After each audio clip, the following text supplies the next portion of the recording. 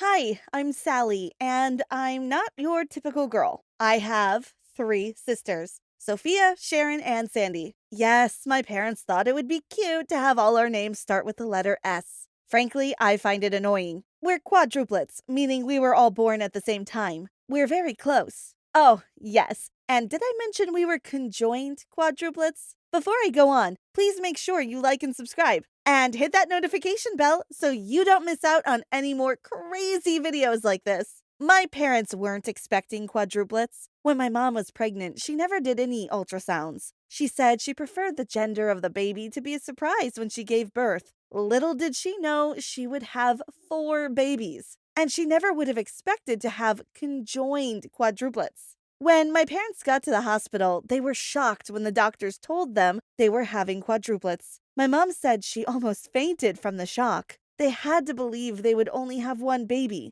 And sure, they could tell my mom's belly was pretty big. I mean, of course it was. She had four human beings in there, but they hadn't really thought about it that much. So when the doctor told them they were having quadruplets, well, they freaked out. It was too difficult for my mom to give birth naturally, so they had to do a cesarean. When my mom woke up after the surgery, that's when the doctors dealt the news. They had conjoined quadruplets. My mom said she was shocked. She was so stunned by the news. She felt guilty because she said she felt as if this were her fault somehow. But when she saw us and the doctors placed us in her arms, she made a vow to make our lives as amazing as possible. She loved us to bits. Our dad wasn't as forgiving. He abandoned us. He left my mom on her own to raise four children. I will never forgive my dad for that. Never. I prefer to just ignore him. Of course, growing up, we had our challenges. For starters, going to school was a nightmare. Kids could be really mean sometimes, and the fact that my sisters and I were conjoined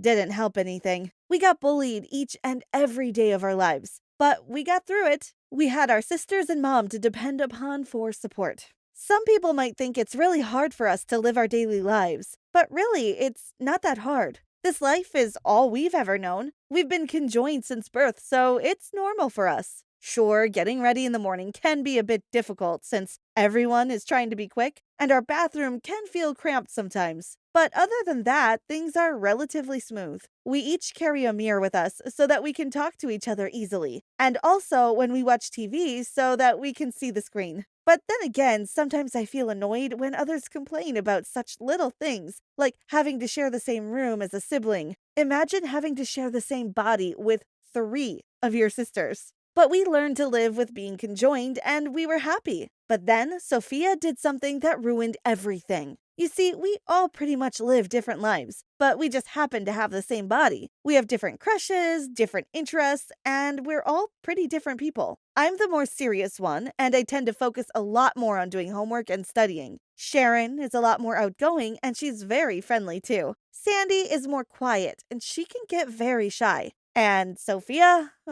Well, Sophia is quite crazy. She gets really aggressive sometimes, and she always seems to want to pick a fight. I suppose it was because of this tendency to fight that she ended up ruining our lives. Sophia had grudges, and there was this one girl at school who she really hated. Now, don't get me wrong, this girl, her name was Katie, was mean. Like, meaner than your average bully. We were used to the insults growing up. I mean, we're conjoined quadruplets for Pete's sake. But Katie was something else. She seemed to devote her life to making us miserable. Katie was a new kid in our class, and I remember when she first walked into the classroom, she had stared at us and screamed out loud, "It's a monster!" Now, the other kids in our class were pretty used to us, and I guess you can understand you might be shocked to see a person with four heads. But Katie didn't stop there. She had proceeded to call us names and said that she couldn't go to school with someone who looked like that. It really hurt me, and I'm sure my sisters felt offended too. The teacher told Katie off for saying all those horrid things, but that didn't stop her from bullying us when there were no teachers around. In the playground, when we ran around playing games, Katie would stick out her foot and trip us. And then she would laugh, saying,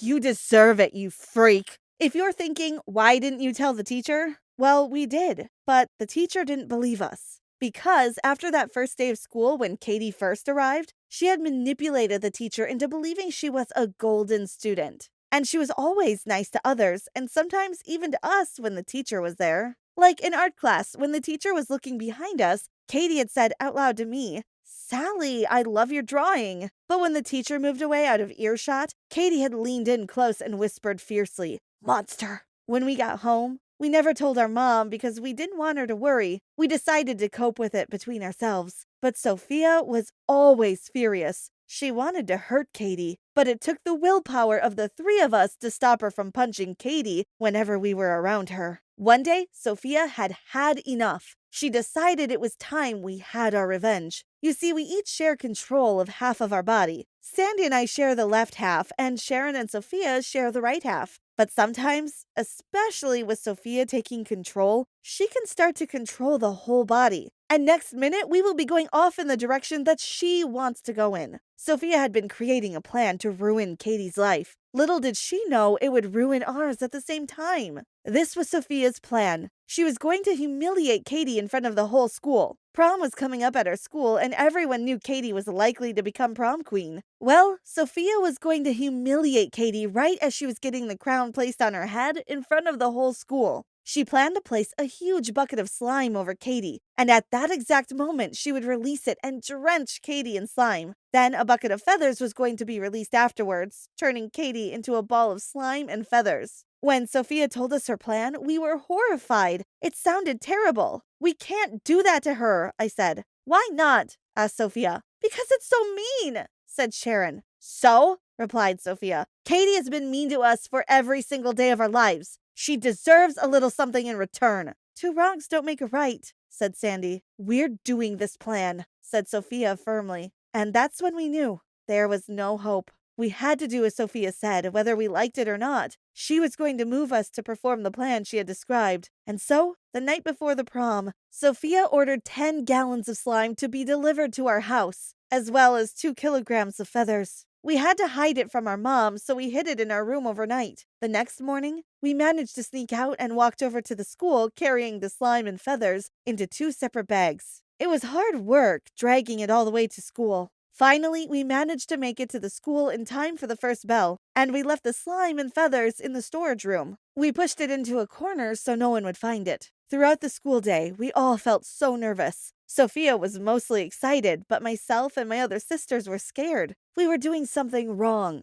but we couldn't deny the little bit of satisfaction we felt at the thought of Katie getting the revenge she deserved. Sure enough, in history class, Katie started poking us with her pencil and calling us mean names. Each jab was a reminder of how much she made our lives miserable. By the end of history class, we were all ready to carry out the plan. Not just Sophia. When school ended, we all got dressed in our prom outfits and headed over to the sports hall, where drinks and food were already being served and music played. Whilst everyone else went there, we instead went back to the storage room to get our stuff. We got the slime and feathers, got the huge buckets we had already prepared, and headed back to the sports hall via the back route. We found our way to the roof, right over where the stage was, where the king and queen of prom would be announced. There, we poured the slime in one huge bucket, and the feathers in another huge bucket. Sandy was quite smart, and she worked out a way to attach some string so that we could unleash the bucket from the back down in the sports hall. After half an hour of setting up, the trap was complete, and just in time, the prom queen was about to be announced. Back in the sports hall, everyone stood in front of the stage in preparation. I spotted Katie, and she glared at me and stuck her tongue out. All I thought was, "Just you wait, Katie." Next, the teacher announced the prom queen first. "And the prom queen is," he said, "Katie O'Harry." Everyone clapped, but neither me nor any of my sisters clapped. We had the string gripped in one hand, and we were standing off to the side of the stage, so we had a good look for when the slime dropped. Katie smiled and climbed on stage. She accepted the crown on her head. Thank you," said Katie with her fake grin. "I want to thank," but no one got to hear who she was going to thank, because we pulled the rope and the bucket of slime tipped over, spilling its gooey contents all over Katie. She screamed and everyone else gasped. Then they started laughing at Katie. "Yes, it worked," whispered Sophia. Next, we moved to pull the string for the feathers. But as we yanked at the rope, something happened. The bucket tipped and became loose. And suddenly the bucket itself was falling. It seemed to fall in slow motion. And then it landed right on Katie's head. Well, that's when everything fell apart. Katie was knocked unconscious. Everyone was screaming and an ambulance was called. Katie had suffered from a hard hit to her brain and was gonna need surgery. When the teachers tried to figure out who had made the trap with the buckets, we had immediately stepped forward and admitted to it. We got in huge trouble. The police were being brought in because we had harmed Katie, and her parents were pressing charges. Her mom was so disappointed, and that's what I regret the most. For the first time, we made our mom feel ashamed of her daughters. In the end, the court ruled that we had been guilty, and we would have to do community service for a year. Everyone at school hates us more than ever now, and we are hoping to move schools soon for a fresh start. We all feel terrible. Katie is fine now, she's perfectly normal, but now we're the ones suffering from the plan. We should have never listened to Sophia, but I guess we're paying the price now.